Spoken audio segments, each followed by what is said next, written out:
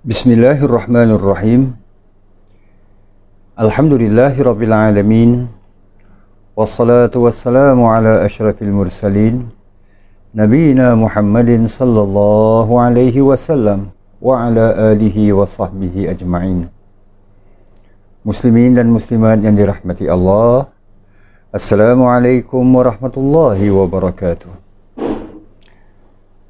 Alhamdulillah, kita merafakkan kesyukuran kita ke hadrat Allah Subhanahu wa taala. Dan terima kasih di atas kesudian para jemaah bersama-sama kita menghayati surah Al-Kahfi. Yang mana siaran pada kali ini adalah merupakan bahagian yang kedua. Dan insya-Allah pada bahagian yang kedua ini kita sambung sedikit muqaddimah surah Al-Kahfi ini sebelum kita menghayati 3 ayat pertama dari surah yang disunatkan kepada kita untuk membacanya pada setiap hari Jumaat. Kisah-kisah dalam surah Al-Kahfi inilah yang ingin kita sentuh sebelum kita bersama-sama menghayati 3 ayat pertama surah ini. Terdapat 4 kisah dalam surah Al-Kahfi, yang mana 4 kisah ini, pertamanya kisah Ashabul Kahfi ini sendiri, yang Allah firmankan bermula dari ayat 9 sehingga berakhir pada ayat 26. Jadi kisah Ashabul Kahfi adalah kisah yang pertama dalam surah ini, surah Al-Kahfi ini. Kemudian pada ayat 32 hingga ayat 44, ayat-ayat ini mengisahkan tentang cerita ataupun kisah 2 pemilik kebun yang beriman, yang bersyukur, dan yang kawannya seorang lagi sebaliknya. InsyaAllah, mudah-mudahan Allah mengizinkan kepada kita untuk kita juga menghayatinya.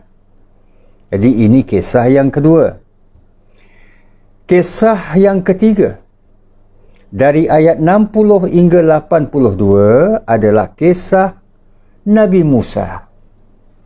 Nabi Musa yang mengembara mencari hamba yang soleh. Sebahagian kitab-kitab tafsir menyebutkan hamba yang soleh ini adalah Nabi Allah Khidir. So, Nabi Musa alaihi salam berusaha untuk menuntut ilmu dari hamba yang soleh ini. Jadi, kisah ini adalah kisah yang ketiga. Kisah Nabi Musa dan hamba yang soleh ini. Kisah yang ketiga iaitu pada ayat 60 hingga ayat 82. Dan kisah yang terakhir, yang keempat, adalah tentang Zulkarnain, yang difirmankan Allah, yang dikisahkan dalam surah ini pada ayat 83 hingga ayat 98. Inilah 4 kisah yang terdapat dalam surah Al-Kahfi ini, yang antara lain menjadi faktor surah ini begitu enak dibaca, begitu mendalam bila kita menghayatinya. InsyaAllah kita akan hayatinya satu persatu. Namun, dari 4 kisah ini, apakah ibrah ataupun pengajaran yang boleh kita timba di balik kisah-kisah 4 ini? Kalau kita balik kepada kisah yang pertama, Ashabul Kahfi, ia terkait dengan persoalan iman. Iman yang menjadi paksi, yang menjadi penyebab para pemuda ini meninggalkan bandar ataupun negeri tersebut dengan tujuan nak menjaga dan menyelamatkan iman mereka. Kerana sebahagian riwayat menyebutkan mereka ini dipaksakan untuk menyembah Tuhan selain daripada Allah. InsyaAllah akan kita susuri kisah mereka ini. Jadi imanlah merupakan ibrah yang terbesar, topik yang paling utama di balik kisah Ashabul Kahfi ini. Kisah tentang dua pemilik kebun. Ibrahnya adalah tentang syukur. Betapa nikmat anugerah Allah Subhanahu wa taala wajib disyukuri. Kisah yang ketiga pula berhubung dengan Nabi Musa dan hamba yang soleh terkait dengan persoalan ilmu. Ilmu yang menjadi sebab asas dan faktor seseorang itu lebih dekat dengan Allah, lebih kuat imannya, lebih mampu bersyukur. Ilmu. Dan yang terkait dengan kisah Zulkarnain, ibrahnya adalah tentang kepimpinan. So inilah muslimin dan muslimat yang dirahmati Allah. Ibrah terbesar di balik 4 kisah ini. Itulah sedikit tambahan daripada siaran yang pertama yang belum sempat diperkatakan, iaitu permulaan surah Al-Kahfi ini. Maka kini izinkan saya muslimin dan muslimat yang dirahmati Allah mengajak para jamaah kita menyelongkar ayat 1 hingga ayat 3 dari surah ini. Allah Subhanahu wa taala berfirman memulakan surah Al-Kahfi ini, A'udzu billahi minasyaitonir rajim. Alhamdulillahilladzi anzala ala 'abdihil kitaba wa lam yaj'al lahu 'iwaja. Segala puji tertentu bagi Allah, Tuhan yang telah menurunkan kepada hambanya yang dimaksudkan pada ayat pertama surah Al-Kahfi ini adalah Nabi kita, Nabi kesayangan kita, Nabi Muhammad SAW, yang telah menurunkan kepada hambanya kitab suci Al-Quran, yang tidak menjadikan padanya, iaitu pada Al-Quran ini, sesuatu yang bengkok, aiwaja, yang bengkok ataupun yang terpesong. Qayyiman liyunzira ba'san syadidan min ladun. Bahkan keadaannya, iaitu Al-Quran ini, tetap benar lagi menjadi pengawas turunnya Al-Quran untuk memberi amaran. Jadi Al-Quran ini liyunzira ba'san syadida, untuk memberi amaran kepada orang-orang yang ingkar, yang enggan menerima, iaitu amaran tentang apa ya? Tentang azab yang seberat-beratnya dari sisi Allah. Satu. Bahagian keduanya, ayat kedua ini, wa yubashshiral mu'minina alladhina ya'maluna as-salihat, dan menjadi berita gembira kepada orang-orang yang beriman yang mengerjakan amal-amal soleh, anna lahum ajran hasana, iaitu berita gembira ini adalah bahawa mereka akan beroleh balasan yang baik. Nah, ini ayat kedua. Makithina fihi abada, mereka tinggal tetap dalam balasan yang baik itu selama-lamanya. Betul, sebahagian ulama menafsirkan balasan yang baik ini tak lain adalah syurga Allah yang penuh nikmat. Abu Sa'id Al-Khudri radhiyallahu an telah menceritakan kepada Abdullah bin Khabbab bahwasanya pada suatu malam sahabat yang lain, Usaid bin Hudhair membaca surah Al-Kahfi di tempat penambatan kudanya. Tiba-tiba kudanya melompat. Bila ia membaca surah Al-Kahfi ni, kudanya tiba-tiba melompat. Dia berhenti sekejap lah. Kemudian dia baca lagi. Kuda tu melompat lagi bila mendengar surah Al-Kahfi ni dibacakan. Kemudian ia teruskan bacaan. Ia baca lagi. Dan kuda itu melompat lagi. Kemudian Usaid berkata, saya khawatir kuda itu akan memijak Yahya. Seorang kawannya ini, ialah yang sedang berbaring. Maka aku pun berdiri dekatnya. Ternyata aku melihat seperti ada zullah. Zullah ini adalah sesuatu yang menaungi, iaitu awan dan sebagainya di atas kepalaku. Ia terperasan. Di dalamnya terdapat cahaya yang menjulang. So bila aku mendongak, aku melihat dalam zullah ini, naungan ini, terdapat cahaya yang menjulang ke angkasa hingga aku tidak lagi melihatnya. Yalah, jauh kan ke atas. Itu di malam hari. Maka pada pagi harinya, iaitu esoknya, aku pergi menemui Rasulullah SAW dan menceritakan hal itu. Kalau dalam riwayat disebutkan, dia cerita balik, sebutkan satu persatu. Dia baca surah Al-Kahfi ini, kudanya melompat. Baca lagi, kuda melompat. Maka bila mendengar ini, baginda Rasulullah SAW bersabda, naungan zullah yang dimaksudkan itu adalah malaikat yang sedang mendengarkan bacaanmu. Sekiranya kamu terus membaca, niscaya pada pagi harinya manusia akan melihatnya dan malaikat itu tidak dapat menutup dirinya dari pandangan mereka.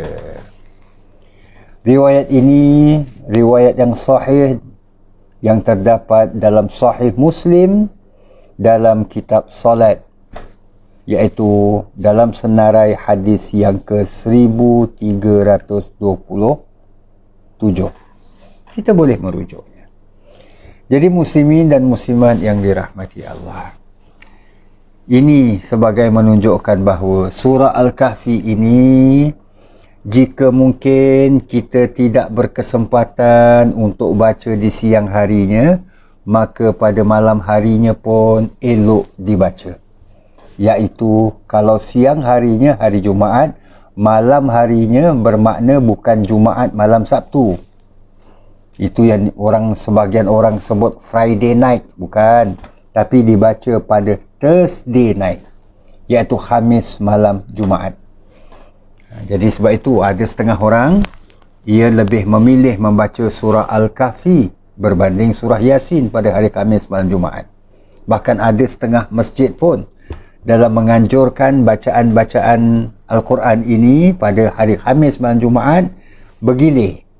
Baca surah Yasin, kemudian minggu depannya baca surah Al-Kahfi. Kenapa memilih surah Al-Kahfi? Antara lain adalah berdasarkan kepada riwayat sahih ini.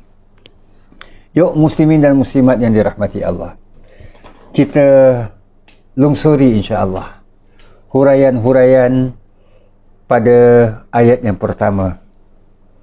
Firman Allah Subhanahu wa taala yang memulakan surah Al-Kahfi ini dengan puji-pujian. Alhamdulillahillazi anzala ala abdihil kitaba wa lam yaj'al lahu 'iwaja. Alhamdulillah, segala puji bagi Allah. Allazi anzala ala abdihil kitab, yang telah menurunkan kepada hambanya Muhammad. Maksud hambanya adalah Muhammad Al-Kitab, iaitu kitab Al-Quran.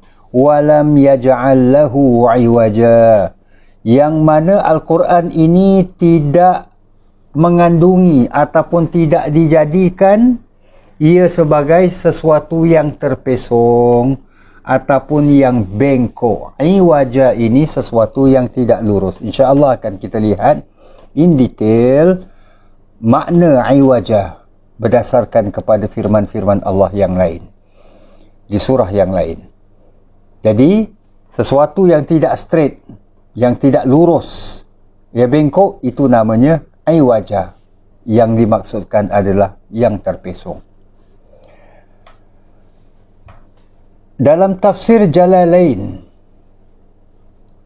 ada dihuraikan bila firman Allah Alhamdulillah, termasuklah permulaan surah Al-Kahfi ini, apa yang dimaksudkan dengan Alhamdulillah menurut dua imam ini, ini bersifat pemberitahuan untuk diimani.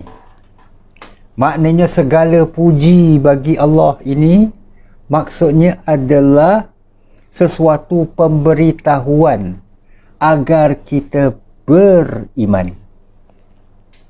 Jadi bila Allah firmankan dalam surah surah Al-Fatihah sebagai contoh, Alhamdulillahirabbil alamin, segala puji bagi Allah Tuhan sekalian alam, maknanya kita diperintahkan untuk beriman yang Allah ini adalah Tuhan sekalian alam. Alhamdulillahillazi anzala ala abdihil kitaba wa lam yaj'al lahu iwaja. Permulaan surah Al-Kahfi ini, segala puji bagi Allah, maknanya kita perlu beriman kepada Allah, yang mana Allah inilah Tuhan yang telah menurunkan kitab suci Al-Quran kepada Nabi kita Nabi Muhammad sallallahu alaihi wasallam, yang mana Al-Quran ini tidak mengandungi sebarang pemesongan, sebarang ataupun sesuatu yang bengkok. Perhatikan muslimin dan muslimat yang dirahmati Allah, saya ingin mengajak para jamaah kita perhatikan susun kata firman Allah, Alhamdulillahillazi anzala ala abdihil kitaba. Anzala ala abdihil kitabah. Pertamanya yang ingin kita lihat ke kata anzala, turunkan. Kita sedia maklum dalam Al-Quran bila kita terjemahkan ke dalam bahasa Melayu kita, turunkan, kadang-kadang lafaz Al-Qurannya adalah anzala, seperti ayat pertama surah Al-Kahfi ini. Kadang-kadang ia difirmankan dalam bentuk nazzala, pun diterjemahkan diturunkan. Cuma beza antara anzala dengan nazzala. Anzala ini maknanya Allah turunkan dengan sekaligus. Ini bermakna muslimin dan muslimat yang dirahmati Allah. Kita maklum ya, Al-Quran diturunkan secara berperingkat-peringkat. Pertamanya daripada Lauh Mahfuz. Ini yang diturunkan, anzala. Seperti mana yang Allah firmankan dalam surah Al-Qadar, Inna anzalnahu fi laylatil qadr. Sesungguhnya kami turunkan Al-Quran ini pada malam Lailatul Qadar. Jadi malam Lailatul Qadar ini bukanlah maknanya Al-Quran turun sekaligus kepada Nabi, tidak. Tapi diturunkan ke Lauh Mahfuz ini. Jadi ini makna anzalah. Jadi muslimin dan muslimat yang dirahmati Allah, kembali ke ayat pertama surah Al-Kahfi ini, bila Allah firmankan yang Allah ini Tuhan yang perlu diberikan ataupun dipanjatkan segala puji-pujian kepadanya ini, dialah Tuhan yang telah menurunkan Al-Quran ini kepada hambanya. Maknanya Muhammad ini orang manusia yang paling disukai oleh Allah, dicintai oleh Allah, tapi dia adalah seorang hamba. Maknanya apa yang dia cakap, itu yang aku suruh. Ibarat firman Allah begitulah. Apa yang ia lakukan, itu adalah apa yang aku arahkan. Jadi ini hamba-Ku. Kamu tak berhak memperlakukan sesuatu ke atas hamba-Ku. Hamba kepada seorang tuan A umpamanya, tuan B tak boleh mengapa-apakan hamba kepada tuan A ni. Tak boleh. Walaupun yang ini statusnya tuan, itu hamba. Sebab ia di bawah naungan, di bawah jagaan, malah dimiliki dan dikuasai oleh tuan A ni. Jadi muslimin dan muslimat yang dirahmati Allah, perhatikan setiap kalimat dalam Al-Quran ini cukup indah, bahkan mengandungi makna yang tersirat yang begitu mendalam sekali. Jadi abdihi di sini sebagai menunjukkan dialah orang suruhan. Muhammad ini adalah hamba kepadaku, yang mana yang aku suruh dia buat, dan dia tak berani pandai-pandai buat sesuatu luar daripada apa yang aku suruh. Ini hamba. Walam yaj'al lahu 'iwaja. Al-Quran ini, kata Allah, tidak menjadikan padanya sesuatu yang bengkok, sesuatu yang terpesong. InsyaAllah kita ingin hayati kalimah perkataan iwaja. Iwaja ini bengkok. Kalau macam sebatang kayu, umpamanya, dia straight saja, dia tak bila iwaj lah, tak ada kebengkokan. Tapi bila mana kalau ada sedikit saja, sama ada bengkok ke kanan ke, cenderung ke kiri ke, itu dah dinamakan iwaja. Antara tafsiran dan maksud perkataan iwaja ini adalah dari sudut lahan yang bukan Arab. Muslimin dan muslimat yang dirahmati Allah, bahasa Arab ini adalah antara lain suatu bahasa yang cukup unik, mentelah lagi ia merupakan lughatul Quran, bahasa Al-Quran. Dalam Al-Quran tidak terdapat sebarang lahan. Secara umum dan ringkasnya, maksud lahan ini adalah sesuatu gaya bahasa, hatta kalimah, perkataan yang digunakan yang bukan bahasa Arab, yang bukan berasal usul dari bahasa Arab. Memang ada orang buat argument, ada orang argue, ada orang membantah. Dalam Al-Quran kan terdapat perkataan Firdaus. Malah dalam surah Al-Kahfi ini sendiri pun adanya Jannatul Firdausi nuzula. Jannatul Firdaus. Perkataan Al-Firdaus yang Inggris pun kemudian dalam bahasa English ni pun diterjemahkan sebagai paradise. Firdaus ini asal usulnya bahasa Parsi, bukan bahasa Arab.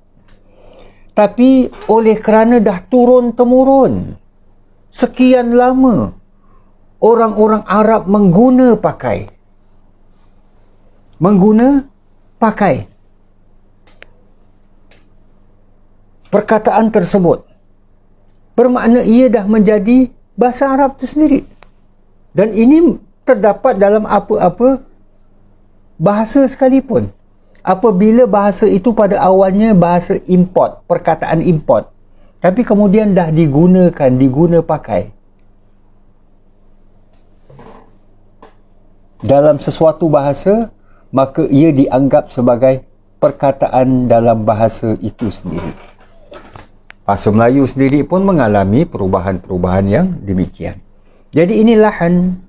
Maka Al-Quran tak mengandungi sebarang lahan. Kita sedia maklum bangsa Arab cukup menjaga bahasa mereka, cukup mencintai bahasa mereka. Seorang penyair sebagai contoh, dianggap sebagai orang yang terpandang dalam masyarakat.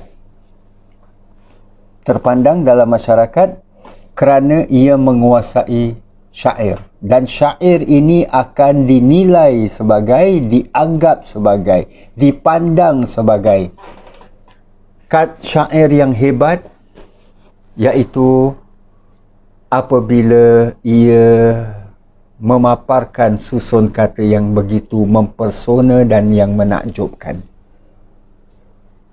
Dan ini amat dijaga dan dicintai oleh orang-orang Arab sendiri. Sebab itu, sekaligus para penyair ini dianggap sebagai orang yang dihormati dalam masyarakat. Maka Allah sendiri buat pengakuan yang Al-Quran ini tidak mengandungi sebarang lahan, sebarang kata-kata yang luar daripada aturan bahasa Arab itu sendiri. Seumpama dalam surah Az-Zumar ayat 28, Allah berfirman, Qur'anan Arabiyan, Quran Arabi, iaitu Quran yang berbahasa Arab, ghaira zi iwajin, yang tidak mengandungi sesuatu iwaj, iaitu sesuatu yang terpesong, la'allahum yattaqun, supaya mereka bertakwa. So, Allah sendiri buat pengakuan.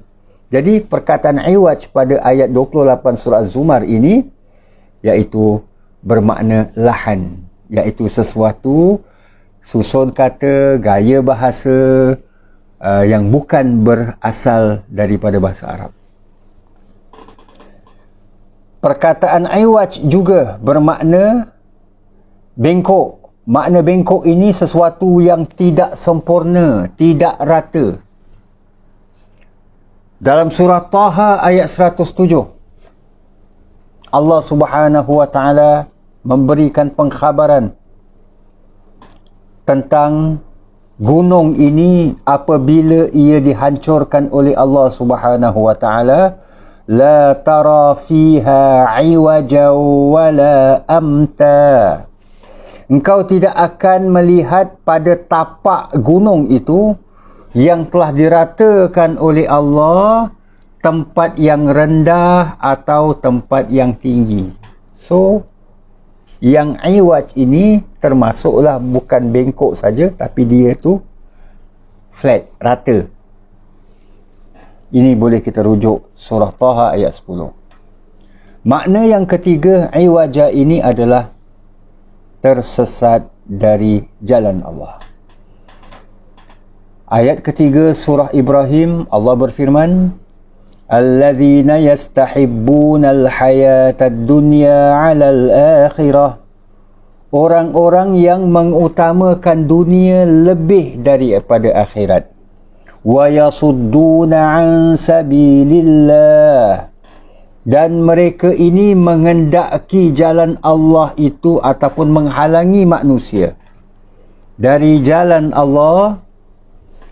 Wa yabghunaha 'iwaja, dan mereka itu mengendaki jalan Allah ini menjadi bengkok. Maksud menjadi bengkok, terpesong. So, adanya perkataan iwaja pada ayat ini, maka orang-orang ini orang-orang yang melebihkan kehidupan dunia daripada akhirat, yang menghalangi orang daripada jalan Allah dan menginginkan adanya pemesongan pada jalan Allah ini, ulaika fi dhalalim ba'id, maka mereka itu adalah berada dalam kesesatan yang jauh sekali. Jadi inilah antara lain tiga tafsiran bagi perkataan iwaja, yang mana ia bukan lahan, bukan iaitu yang tidak terselamat, tidak sejahtera daripada sudut bahasa. Ia juga bermakna sesuatu yang tidak rata. Dia juga bermaksud tersesat dari jalan Allah. Jadi bila Allah menafikan Al-Quran ini sebagai sebuah kitab, sebuah firman Allah, anzala ala abdihil kitab wa lam yaj'al lahu iwaja, maknanya tidak ada sesuatu yang terpesong, yang bengkok daripada sudut makna-makna ini tadi. Bahkan di ayat kedua, qayyiman liyunzira ba'san syadidan min ladun, Al-Quran ini tetap benar lagi menjadi pengawas turunnya Al-Quran itu bagi memberi amaran kepada orang-orang yang ingkar dari sisi Allah. Wa yubashshiral mu'minina alladhina ya'maluna as-salihat anna lahum ajran hasana. InsyaAllah kita akan sama-sama menghayatinya dalam sambungan ayat 1 hingga 3 yang sedang kita perkatakan, permulaan surah Al-Kahfi ini. Terima kasih di atas kesudian para jamaah bersama-sama menghayati. Aqulu qawli hadha wa astaghfirullahal azim li wa lakum wa lisairil muslimin. Wassalamualaikum warahmatullahi wabarakatuh.